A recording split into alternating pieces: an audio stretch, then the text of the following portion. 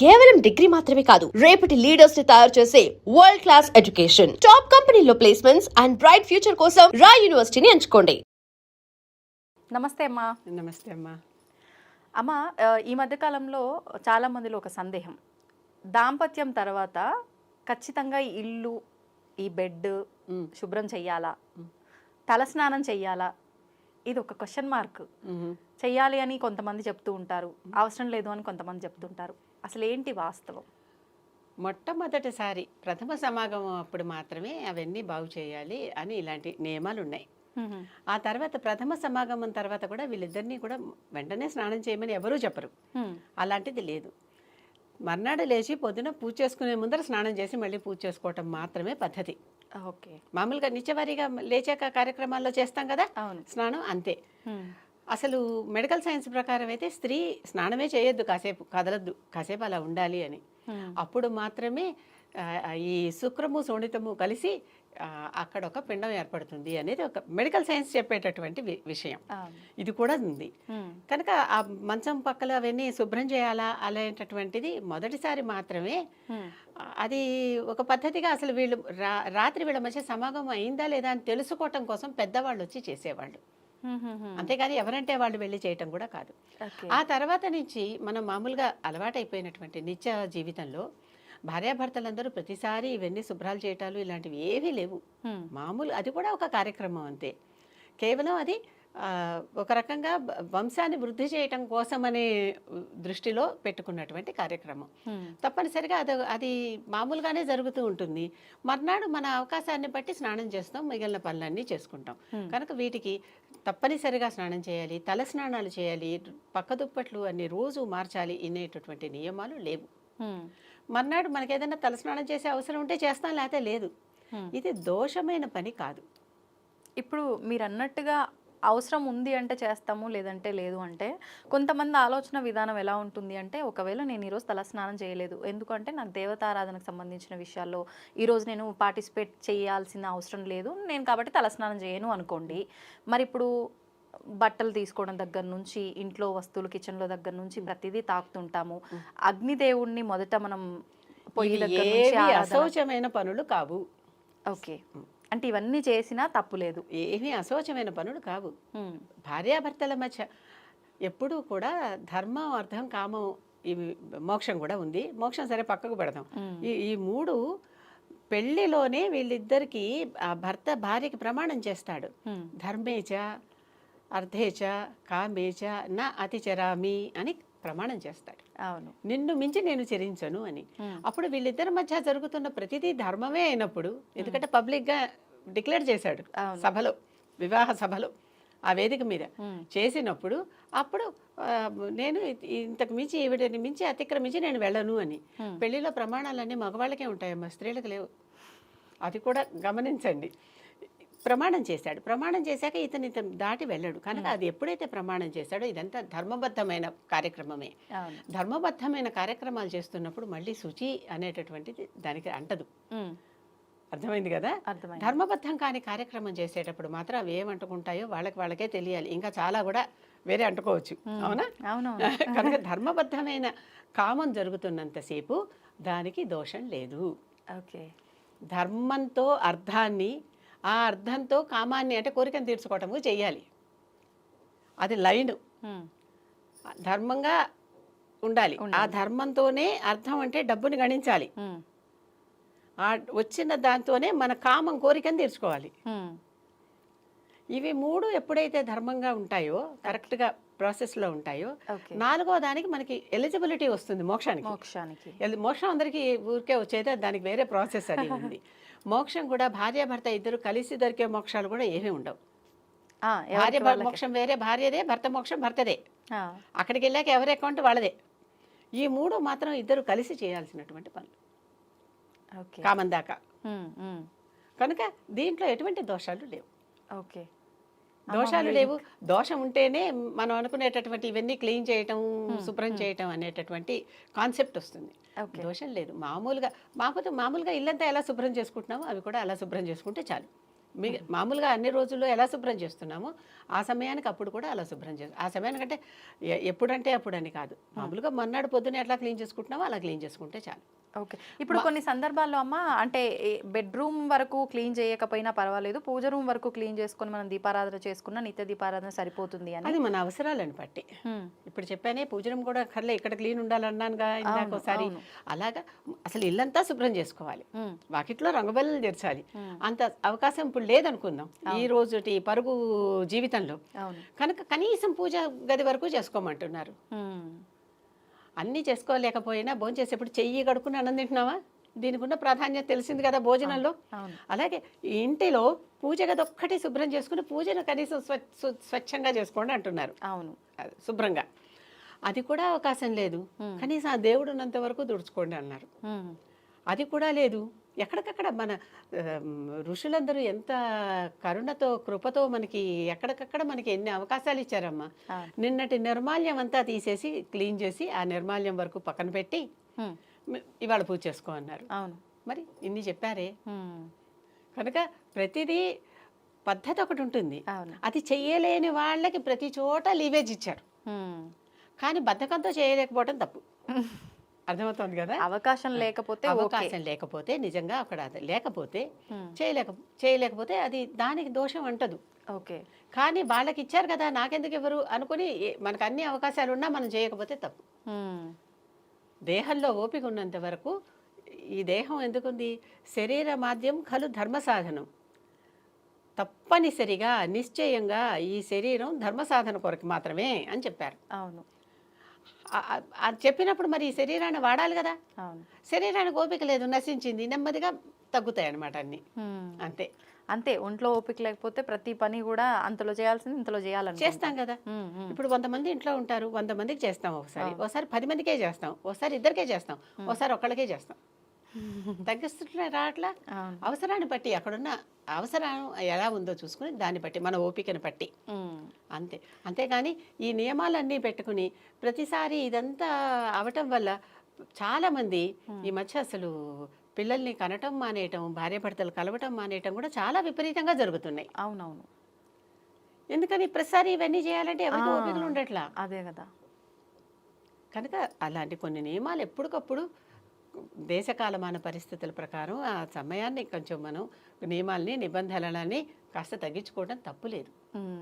అమ్మ, ఈ విధానం అంతా అంటే ఒకప్పటి కాలానికి ఇప్పటి కాలానికి చాలా వ్యత్యాసం ఉంది అంటారు. ఇప్పుడు మీరు చెప్పినట్టుగా అంటే ఇప్పుడు ఈ పరిస్థితులను బట్టే ఈ విధానం ఆచరించాలంటున్నారా, ముందరున్న విధానం కూడా ఈ విధంగానే ఉండేదా?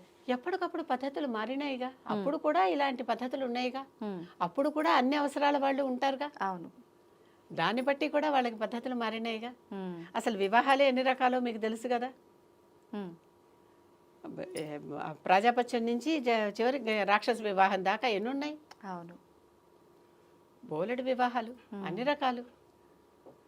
ఏది ఏమైనా కూడా ఇవన్నీ కూడా వంశాభివృద్ధి కోసం, తదుపరి సంతానం కోసం, అంటే మన లైనేజ్ కంటిన్యూ చేయటం కోసం, వారసత్వం కంటిన్యూ చేయటం కోసం.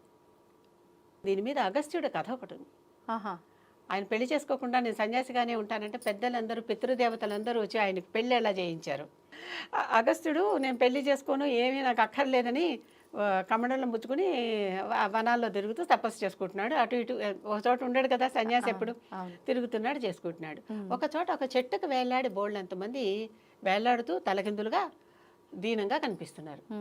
వాళ్ళందరినీ చూసి ఏమన్నా ఉద్ధరిద్దాం వాళ్ళని, నేను నాకేవో ఇప్పుడు సన్యాసం చేశాను, తపస్సు ఓ శక్తి ఉంది కదా అని చెప్పి దగ్గరికి వెళ్ళాడు. వెళ్ళి అసలు ఎవరమ్మా మీ అందరూ ఎందుకు ఇలా వేలాడుతున్నారు, ఏమైంది, మీ కష్టం ఏంటని అడిగాడు. మేమందరం నీ పితృలోకంలో ఉన్న పితృదేవతలు, నీ ముందర తరాల వాళ్ళం. నువ్వు పెళ్లి చేసుకునే సంతానాన్ని కనలేదు కనుక మాకు ఈ దౌర్భాగ్యం బట్టి ఇలా వేలాడుతున్నాం అని వాళ్ళు అగస్త్యుడికి చెప్తారు. చెప్తే అప్పుడు అగస్త్యుడు చూశాడు, గ్రహించుకున్నాడు, రైటే, మొదటి నుంచి అసలు తప్పనిసరిగా ప్రతివాడు తన తర్వాతి తరానికి మొదలుపెట్టి వెళ్లాల్సిందే, నెక్స్ట్ తరం వాళ్ళని జనరేట్ చేసి వదలాల్సిందే.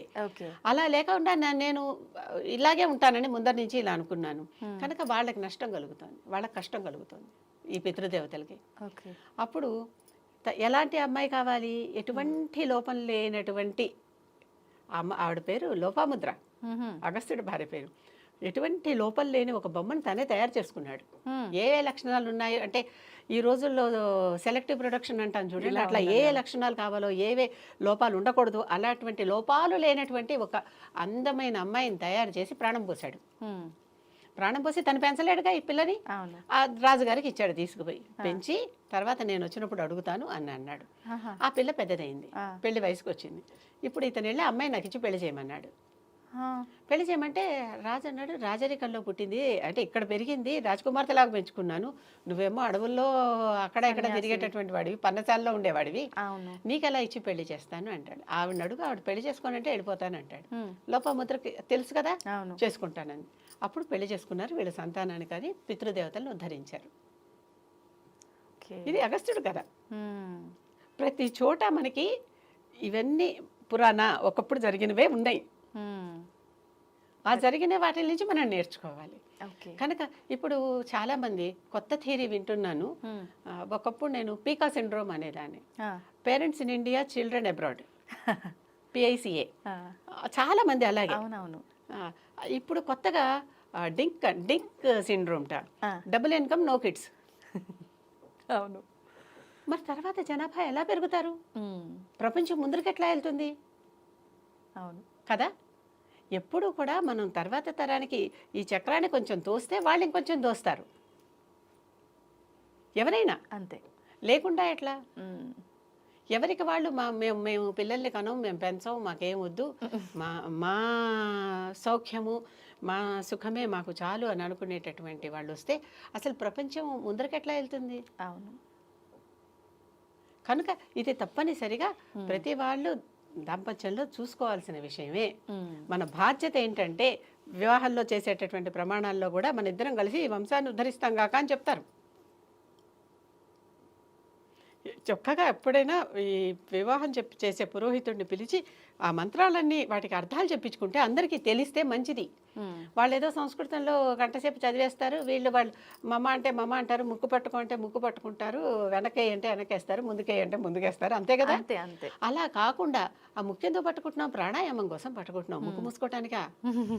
కాసేపు ప్రాణాయామం చేయండి, నిలకడగా కూర్చోండి అని చెప్తున్నారు. అది ఆయన చెప్పడు, వీళ్ళు చేయరు. అంతే. ముక్కు పట్టుకో అంటాడే కానీ అసలు అక్కడ ఏం చేయాలనేది ఆయన చెప్పడు కదా. ఈ తంతులో జరిగేటటువంటివి తెలుసుకుంటే, లేకపోతే వీటికి విపరీతార్థాలు తీసి కొంతమంది అధర్మీయులు వాటి గురించి వేరే చెప్తున్నారు. అవన్నీ నివారించినట్టు అవుతుంది కదమ్మా. కనుక అది కూడా అవసరమే. మన సంస్కృతంలో ఉంటే సంస్కృతమే, ఆ రోజుల్లో భాష అదొక్కటే, అందుకని అక్కడ చెప్పారు. ఇప్పుడు ఇంగ్లాండ్కి వెళ్ళి ఇక్కడ తెలుగు వినిపించట్లేదు, సంస్కృతం వినిపించట్లేదు అంటే వినిపిస్తుంది, అక్కడ ఇంగ్లీష్ ఒకటే వినిపిస్తుంది. అంతే. అలాగే ఆ రోజుల్లో మనకి సంస్కృతం ఒకటే భాష, అదే వినిపించింది. అది కూడా అంటే సంస్కరించబడిన భాష కనుక సంస్కృతం. అంతకుముందు ప్రాకృతం ఉండేది, ప్రాకృతం, పైశాచి, చాలా భాషలు ఉన్నాయి. వాటిలన్నిటినీ సంస్కరించి అంటే మోడిఫై చేసి చక్కగా వాటిని సరిదిద్ది తప్పులు లేకుండా సంస్కృతం అనే భాషని తీసుకొచ్చారు. ఆ సంస్కృతం అనే భాష మనకి ఇప్పుడు పాత భాష అయిపోయింది కదా. అమర భాష అంటారు, ఎప్పటికీ మరణం లేని భాష దానికి పేరు. ఇప్పుడు మనం ఏదైతే సాంస్క్రిట్ అంటున్నామో అది సంస్కృతమే. సంస్కృతం ఇంగ్లీష్ లో సాంస్క్రిట్ అయింది, అది అంతే. ఆ సంస్కృతమే. అందరికీ సంస్కృతం వచ్చు, కానీ అది సంస్కృతం అని తెలియదు. అవును. మొన్న ఎవరికో నేను సంకల్పం చెప్తుంటే ఇది సంస్కృతం, తెలుగు అనుకుంటున్నానే అన్నారు. అర్థమైందా? మేరోర్ దక్షిణ దిగ్భాగే శ్రీశైలస్య వాయువ్య ప్రదేశే, లేకపోతే ఇలాగే భరతవర్షే భరతఖండే, ఇలాంటివన్నీ చెప్పుకుంటుంటే ఇది సంస్కృతమా అంటున్నా. మరి ఇంకే అంటే అదని కూడా మనకి తెలియదు. అంత మనల్ని కప్పేశారు, నేర్చుకోకుండా, తెలుసుకోనియకుండా చేశారు. దాని నుంచి బయటకు రావాల్సిందే. కనుక స్వాతంత్రం ఊరికే రాదమ్మా, మనం తెచ్చుకోవాలి, అంతే. స్వేచ్ఛను మనం వాడుకోవాలి. కనుక ఈ దంపతులందరూ కూడా గ్రహించవలసింది ఏంటంటే తర్వాత జనరేషన్కి మనం పిల్లల్ని ఇవ్వాల్సిందే. ఏ జెండర్ అయితే ఆ జెండరు, అంతే. మళ్ళీ జెండర్ సెలెక్షన్ కూడా వద్దు, అది సుప్రీం గాడ్కి నేచర్ వదిలేయండి. ఇప్పుడు మీరు అన్నట్టుగా మహర్షి గురించి చెప్పినప్పుడు అంటే ఆయన పితృదేవతలంతా అక్కడ ఉన్నారు, ఈయనకు సంతానం లేకపోవడం వల్ల పెళ్ళి అదంతా లేకపోవడం వల్ల అని చెప్పి కొన్ని సందర్భాల్లో అంటే ఇప్పుడు మనం వింటుంటాం నిత్య జీవితంలో మగ సంతానం కలిగిన వారికి మాత్రమే ఆ పితృదేవతలకి మోక్షం వస్తుంది, ఆడ సంతానం ఉన్న వాళ్ళకి రాదు అని. ఇది ఒక దురూహ, అంటే ఒక అపోహ. ఆ, మగ సంతానం కలిగిన వారికి ఈ మనం వెళ్ళంగానే మనకి ఏదో వాళ్ళ కార్యక్రమాలన్నీ చేస్తారు. అవును. సంతానం లేకుండా ఆడపిల్లలే ఉన్న వారికి వారి పిల్లలు చేస్తారు, అంటే ఇంకో జనరేషన్ ముందర జరుగుతుంది వాళ్ళకి. ఆహా, వీళ్ళ సంతానం ద్వారా. అర్థమైంది కదా. అందుకనే అలా లేని వారికి ఆ తర్వాత కూతుళ్ళకి కొడుకులు ఉంటే వాళ్ళతో చేయిస్తారు. వాళ్ళతో అంటే వాళ్ళ పేరు చెప్పి అంటే అది ఇంకో జనరేషన్ ముందర కూడా నీకు జరిగినాయి. ఓకే. కూతురు లక్ష్మీదేవి అమ్మ ఇంటికి. ఎవరు వస్తే వాళ్ళే అనుకునేటటువంటి పద్ధతి ఎప్పుడైతే మనం నేర్చుకుంటామో, అలా కాకుండా ఇలాగే అని ఒకప్పుడు చాలా మందిని కనేవాళ్ళు కనుక ఎప్పుడో అందరూ ఉండేవాళ్ళు. అవును, అందరూ ఉండేవాళ్ళు అంతే. కనుక ఈ దోషమేమీ లేదు. అంతేకాదు మనకి తర్వాత కార్యక్రమాలు జరగవు అనేటటువంటి బాధ కూడా లేదు.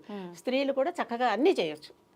కానీ చేయకూడదు అంటున్నారు కదమ్మా. అది మ్యాట్రియార్కల్ సొసైటీ నుంచి నెమ్మదిగా ప్యాట్రియార్కల్ సొసైటీకి వచ్చేస్తున్నాం కదమ్మా. మాతృస్వామ్యం వదిలేసి పితృస్వామ్యం వైపుకి వచ్చేసాం కదా. వచ్చేసామా, లాక్కొచ్చారా? వచ్చేసామంటే నెమ్మదిగా కొన్ని మార్పులు. నిజంగానే transition between matriarchal society to patriarchal society మాట్లాడుకుంటే ఎన్ని ఉంటాయో దాంట్లో. ఇవన్నీ ఎన్నో విషయాలు అన్నమాట. ఏ విషయంలో దిగినా వాటన్నిటికీ మనకి సందర్భాలు, మనకి రకరకాల ఉపాఖ్యానాలు మన పురాణాల్లో ఉన్నాయి, మన ఉపనిషత్తుల్లో ఉన్నాయి, మనకు చెప్పబడినాయి. అవి మనం తెలుసుకోవటం ఒక్కటే అంతే. ఆ మధ్యలో ఒక తెర అడ్డం ఉంది. ఆ వెంకటేశ్వరుణ్ణి వేడుకున్నట్టుగానే త్యాగరాజు గారు తెర తీయగరాదా అయిపోయింది. ఆ తెర తెరిస్తే అంతా రహస్యం, ఆ రహస్యం అంతా బట్టబయలు. అవును, అంతే. కనుక భార్యాభర్తలు తప్పనిసరిగా దాంపత్యంలో చక్కటి తర్వాత జనరేషన్ కావాల్సిన సుమాలను పూయించి వాళ్ళని వదిలిపెట్టాలి. ఎప్పుడూ కూడా భార్య మాట భర్త, భర్త మాట భార్య వింటున్నంత కాలం చక్కగా హాయిగా సజావుగా సాగిపోతుంది కార్యక్రమం. వీళ్ళిద్దరూ ఒకళ్ళ మాట ఒకళ్ళు వినకపోతే పక్క వాళ్ళు మన మాటలు వింటారు. అది ఎప్పుడు బాగా జ్ఞాపకం పెట్టుకొని భార్యాభర్త సఖ్యంగా అన్నిట్లోనూ, దేంట్లో ధర్మం అర్థం కామంలో కూడా ఈ మూడిట్లో సఖ్యంగా ఉండి వంశాన్ని వృద్ధి చేయటం, కుటుంబాన్ని వృద్ధి చేయటం, కుటుంబ విలువలు పాటించటం, కుటుంబంలో ఉన్నటువంటి కొన్ని ఆచారాలు పద్ధతులు ఉంటాయి కదా, వాటిని ముందుకు తీసుకెళ్ళటం తప్పనిసరిగా చేసి తీరాల్సిన ధర్మాల్లో ఒకటి. ధన్యవాదాలమ్మా. నమస్కారం. And for more videos, Please subscribe to iDream. Please subscribe to iDream. Please subscribe iDream. And please subscribe to iDream. For more videos, subscribe to iDream. please like, share and subscribe to the channel. Congratulations, iDream. Subscribe to iDream. Subscribe to iDream. So subscribe to iDream Media. iDream ki iDream team andarki huge congratulations. Please subscribe iDream Media. Please subscribe to iDream. Subscribe iDream. Please subscribe to iDream. iDream అంటే నా కళల channel subscribe చేసుకున్న నోరు తిరుగుతలేదు, మీరైతే గంట గుర్తు కొట్టండి. For more such videos, please subscribe to iDream. Subscribe to iDream. Please subscribe to iDream. Please subscribe iDream Media. Please do subscribe to iDream. Please subscribe to iDream Media. For best entertainment and information, please subscribe iDream. And don't forget to subscribe to iDream.